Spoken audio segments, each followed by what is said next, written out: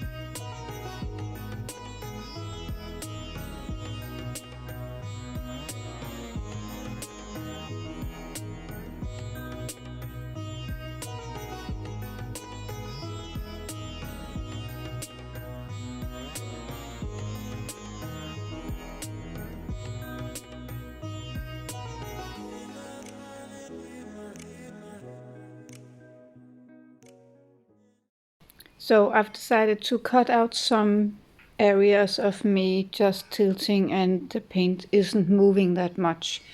So some parts are sped up and some parts are cut out because it took more than an hour to make this piece and I don't want you to get bored, you know. So anyway, I decided to redo one of the blooms because yeah, there was too much black and I couldn't tilt it out over the edges of the canvas, you know. So it's a do-over in one end, and I'm expecting the other end to stay mostly as it is now because I've tilted off so much paint, so I don't think it's gonna move that much. So yeah, I'm gonna do this one and I'm gonna put a little music on for you guys and I'll be back and talk a little bit later. Enjoy!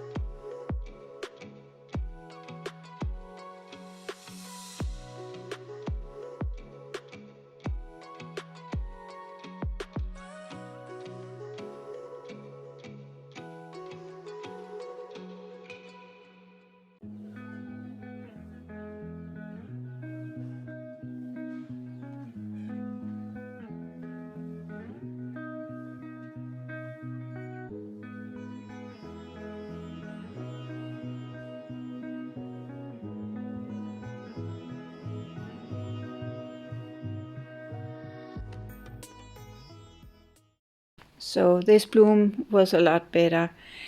I'm just looking at it and figuring out what I want to do with the middle part because I actually kind of like that there's negative space, but I need something to combine the two sides somehow, and I really felt like swiping because I wanted it a little bit narrow, but I didn't know how.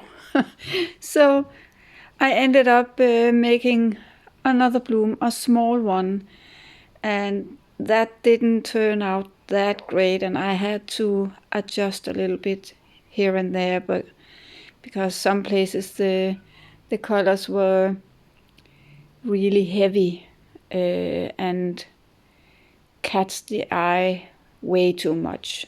I feel like the center part needs to get the eye some rest somehow, and for sure it didn't. So I had to fiddle a little bit with it, and I made my best. So the end result I kind of like, but I can see I did do some small errors, but hey, that's learning under the process, right?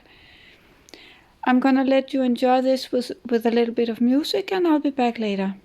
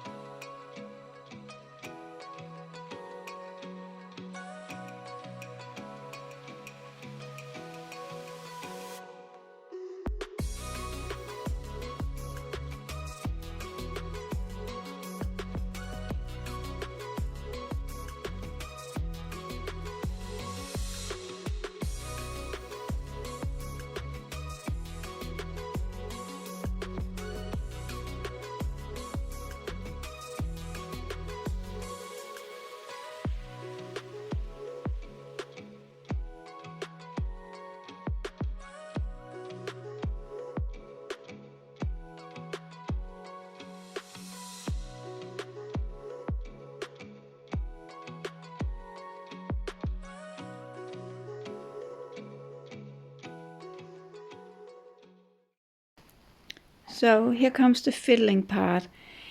I really think it's neat. I figured out how to zoom in so it's easier for you guys to see what I'm doing.